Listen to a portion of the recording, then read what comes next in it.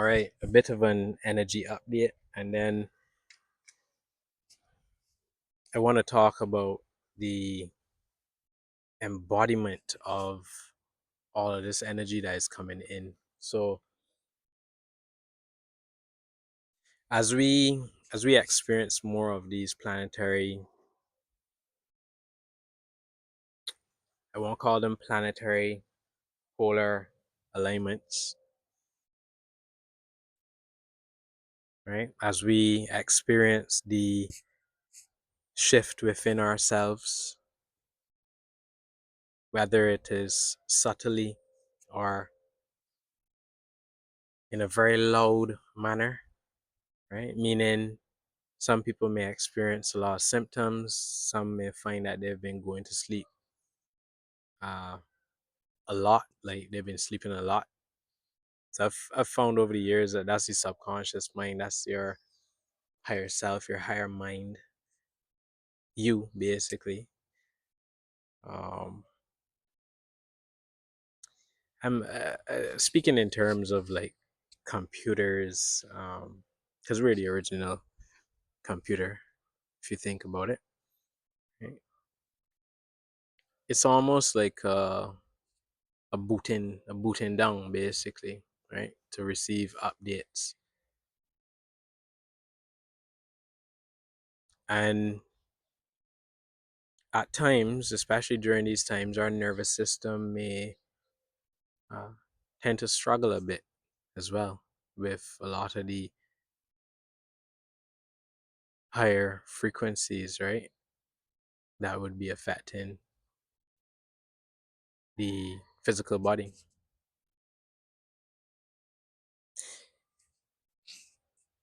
But also with that, we are also sending this energy out.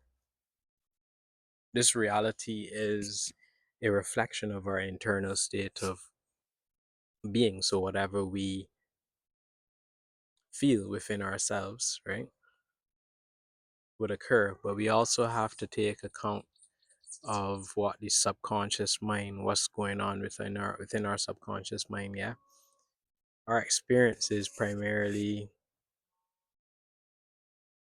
governed by our subconscious programming, right? So that could be a positive or a negative. If you choose to judge that, um, if we choose to go into that type of dynamic. But there's so much that I have learned recently when it comes to the way how the subconscious mind works. And in some of my previous videos I would have talked about a core frequency that we may have, which would be a energy that is, or let's say an emotional experience that would then have your brain, your body, actually creating chemicals to recreate that scene, that situation. I think Bruce Lipton and Dr. Joe Dispenza mentions these in their books, right? If you have a traumatic experience, your body, because it's in your mind, right? You're replaying it in your mind, for example. Your body doesn't know the difference between the actual reality or the reflector reality that we see with our eyes, right? That we touch, and the things that we play out in our minds, right? Which is why mental rehearsal is really, really powerful for like athletes or anybody in general. You rehearse it in your mind, your body actually is being prepared for what you're visualizing. Your body believes that this is what's happening right now, right? And And so what I think Joe Dispenza then talks about is, again, neurons that fire together, wire together, and especially when it comes to the reticular activating system, our brain actually creates a almost like a confirmation bias. So we look to we look to the outer world to actually find confirmation of the belief, or the experience or the emotion that came from the experience. And I think Bruce Limpton talks about the cells actually then, if you again experience something that was stressful, the cells actually then, as they divide and split, are actually being formed in that environment of the body being stressed, right? In this production of cortisol, as an example. And so then the body or those cells then require the cortisol to feel normal. And so then you can even think of it as us being addicted then to the to the frequency, right? And so when we try to change the habit of the frequency that we have now begun to embody to a new frequency. So say for example you want to experience, let's say, heaven on earth, but the body is, or the signaling is emanating a frequency of struggle, of hurt, of abandonment, of not being worthy, then usually it's a fight to get out of that old frequency, because the body, your mind, right, is addicted to that old frequency. So what happens is that you would go through a series of self-sabotaging um, situations, or things might come up in your physical reality to kind of knock you off that base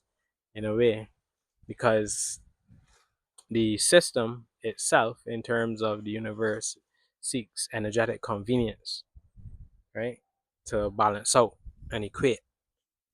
It's not a judging force, it's a force, right? And just like in Star Wars they call it the force. The force is everywhere. It is all around you, it is within you, it is outside of you, right? It is all one thing, one consciousness, right? Christ.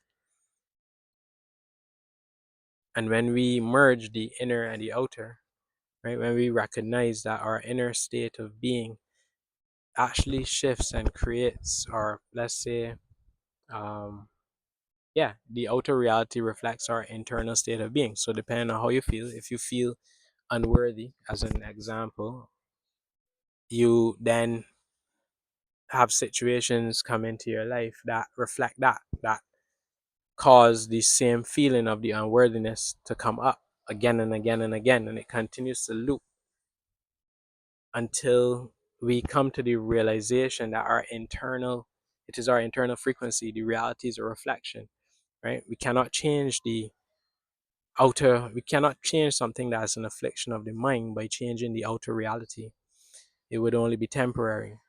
And so from the moment we actually shift from that perspective of seeking, again, the looking towards the external reality, or seeking outward, right, which most of the time is was created for most of us because of a sense of, again, we had to survive, right? We have had to survive, especially starting from like being a baby.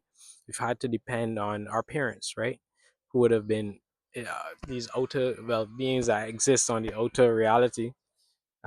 We had to depend on them to eat, to survive, to clean our pamper, like